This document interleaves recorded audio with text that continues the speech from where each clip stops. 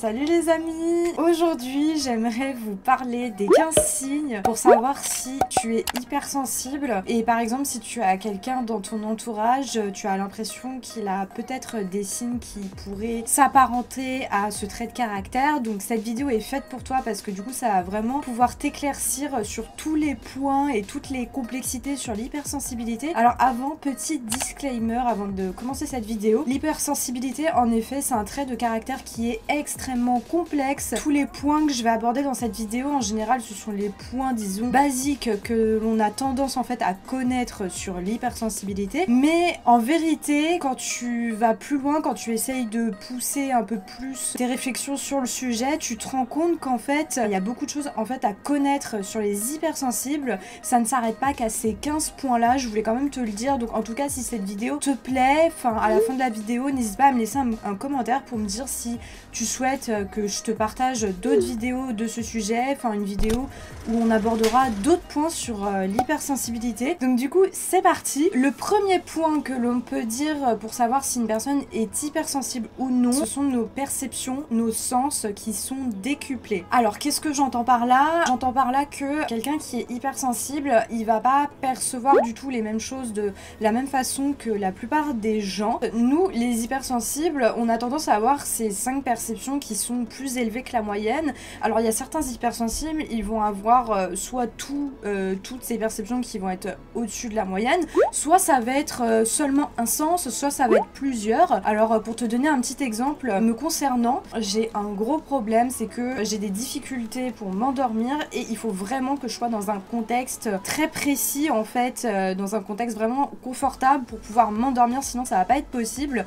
Par exemple si tu mets un réveil qui fait tic tac, tic tac, ou genre que j'ai une montre sur ma table de chevet et que j'entends l'aiguille de la montre qui n'arrête pas de bouger, mais je vais péter un câble en fait et je vais pas réussir à m'endormir à cause de ça, tu vois, et c'est horrible. Et je savais pas que ça justement c'était lié à l'hypersensibilité parce que j'ai mis du temps, tu vois, à découvrir que j'étais hypersensible. Mais tu vois, c'est par exemple ce genre de signe qui te prouve que peut-être tes perceptions elles sont au-dessus de la moyenne et ça peut être handicapant parce que c'est vrai au final c'est pas agréable de dire que à cause de tes perceptions ça t'empêche de dormir ou ça t'empêche de travailler, de te concentrer, tu vois. Par exemple il y a des personnes, je sais que c'est aussi mon cas, qui vont être très sensibles à la lumière. Si par exemple le volet il est pas complètement fermé, qu'il y a une petite bribe de lumière en fait qui s'est installée et que tu peux observer, par exemple moi je vais pas réussir à m'endormir en fait. Il faut vraiment que le volet il soit complètement fermé pour que je puisse dormir et il faut aussi que je n'entende aucun bruit. Ce sont des choses en fait qui m'insupportent, ça m'irrite en fait. Enfin voilà, je pense que les hypersensibles vous comprenez ce que je veux dire, mais c'est vraiment des choses qui nous dérangent, qui nous insupportent. Là par exemple dernièrement, alors c'est quelque chose que j'avais pas du tout d'ailleurs avant, c'est peut-être parce que maintenant je n'ai plus l'habitude de prendre les transports en commun, mais quand je prends le métro maintenant, je supporte plus le bruit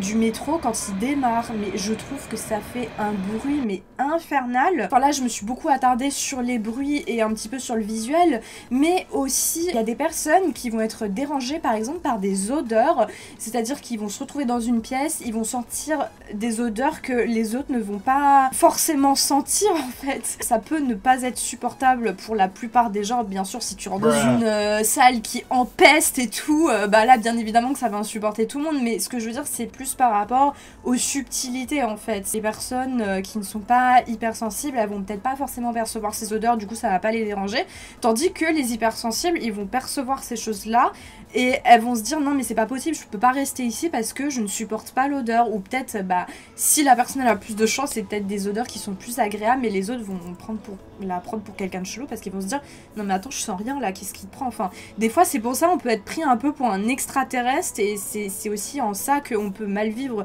son hypersensibilité. Ça j'y viendrai plus tard dans la vidéo, mais tout ça pour dire que oui ça peut venir de tous les sens, ça peut même également venir du toucher. Enfin par exemple quand quelqu'un vous touche ça peut peut-être vous insupporter, enfin vous êtes très sensible en fait au toucher, ça peut être également au goût, enfin en fait voilà ça va vraiment toucher toutes les perceptions. Ensuite le deuxième point qu'il faut retenir sur les hypersensibles, c'est que on prend beaucoup les choses à cœur. Alors on a tendance je sais à dire les hypersensibles ils sont très susceptibles etc, mais en fait il faut savoir que c'est notre mode de fonctionnement, il faut savoir l'accepter, il faut savoir le respecter. C'est pas parce que quelqu'un est très sensible aux remarques et aux critiques que vous pouvez lui faire que c'est une raison en fait pour appuyer sur la douleur et en profiter pour faire encore plus de mal à la personne et continuer à lui dire des choses méchantes. Pour vous donner un exemple de ce qui m'arrivait, enfin en tout cas c'est le premier souvenir qui me vient en tête, c'était c'était pendant la période de mon anniversaire, donc c'était en octobre de l'année dernière. J'étais à un repas de famille pour vous situer un petit peu le contexte. En fait ce qui s'est passé c'est qu'à un moment donné il y a quelqu'un de ma famille qui m'a fait une remarque par rapport à mon avis politique. Enfin voilà, je vais pas rentrer plus en détail sur ça parce que voilà, c'est pas du tout l'objet de cette vidéo, mais la personne m'avait dit clairement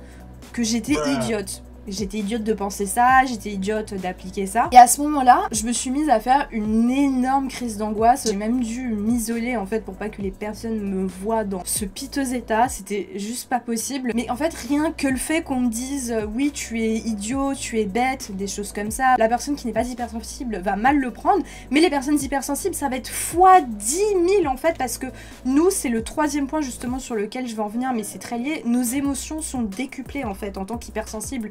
Vous pouvez pas nous dire les choses comme vous les diriez à quelqu'un d'autre en fait, parce que je dis pas que être hypersensible c'est quelque chose de fragile, mais on est très sensible en fait, on va pas percevoir les choses de la même façon que les autres parce que nous on n'a pas ce filtre en fait qui nous permet de nous protéger, et c'est pour ça que c'est extrêmement important que vous nous dites les choses avec plus de subtilité au lieu de nous dire que nous sommes idiots, que nous sommes cons, que nous sommes moches, que nous sommes ci, que nous sommes ça. En fait faut savoir modifier la forme de ces phrases en disant non, au lieu de dire qu'on est bête, c'est quand même mieux de dire je ne suis pas d'accord avec ton opinion, je t'écoute, j'aimerais comprendre ton opinion, pourquoi tu penses comme ça, et moi ensuite je te partagerai mon avis. Là déjà c'est plus poussé, ça nous invite plus à la réflexion, on est plus dans l'écoute. D'ailleurs c'est le quatrième point à savoir sur les hypersensibles, c'est que nous sommes des personnes justement qui avons absolument besoin d'être écoutés et d'être compris. Si on ressent pas ces choses-là, on va se sentir extrêmement mal avec la personne et limite on va se mettre des barrières pour plus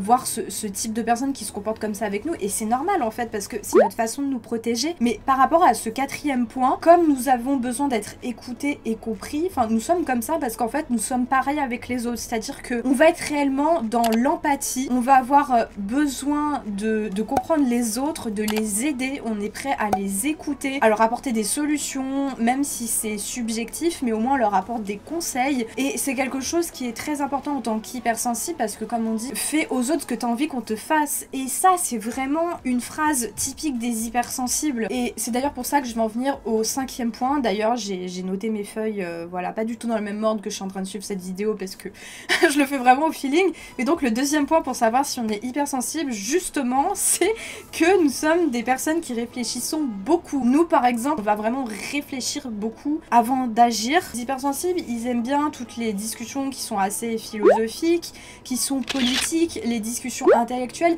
les discussions qui font réfléchir en fait. En tant qu'hypersensible, on a horreur du small talk. J'ai dû déjà d'ailleurs vous en parler dans ma page Instagram Laetitia Orsan, mais on a horreur des coucou, ça va, quoi de beau, tu fais quoi, qu'est-ce que tu racontes, enfin voilà ce type de questions. Mais alors au début quand t'es jeune t'as pas trop l'habitude, voilà, en plus faut être poli. Alors je suis d'accord qu'il faut être poli, mais s'il vous plaît, ayez des limites avec la politesse quoi. C'est pas possible, tu peux pas entretenir une relation si tu passes que par des questions de ce type en fait. Il y a rien de profond, enfin je sais pas, dites-le moi en commentaire, mais est-ce que vous êtes d'accord pour dire que ce sont les questions les plus inintéressantes du monde? Qu'est-ce que tu racontes de beau? Mais je sais pas, tourne la phrase du genre quels sont tes projets en ce moment, est-ce que t'as d'autres objectifs à atteindre, quelles sont les personnes qu'elle fréquente en ce moment, enfin je sais pas, je dis n'importe quoi, mais des discussions un petit peu plus poussées, parce que s'il vous plaît, ce type de questions, mais moi quand je vois ça, j'ai envie de me tirer les cheveux en fait.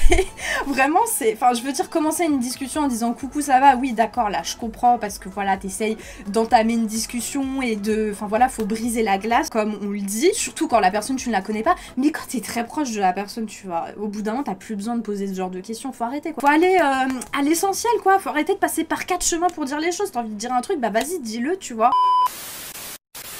Les amis, comme je vous l'avais annoncé sur Instagram, j'ai décidé de diviser cette vidéo en plusieurs parties. Donc je vous invite à cliquer sur la nouvelle vidéo qui se trouve juste en dessous de la petite flèche ou sinon à patienter encore quelques jours. C'est pour ça que je vous invite à vous abonner et à cliquer sur la petite cloche pour ceux qui ne l'ont toujours pas fait, parce que comme ça vous pourrez être informé dès qu'une nouvelle vidéo sortira, et je pense que ça va être important pour cette série de vidéos. N'hésitez pas à lâcher un petit pouce en l'air. En attendant, je vous fais des gros bisous et je vous dis à bientôt sur Instagram et sur YouTube. Salut salut!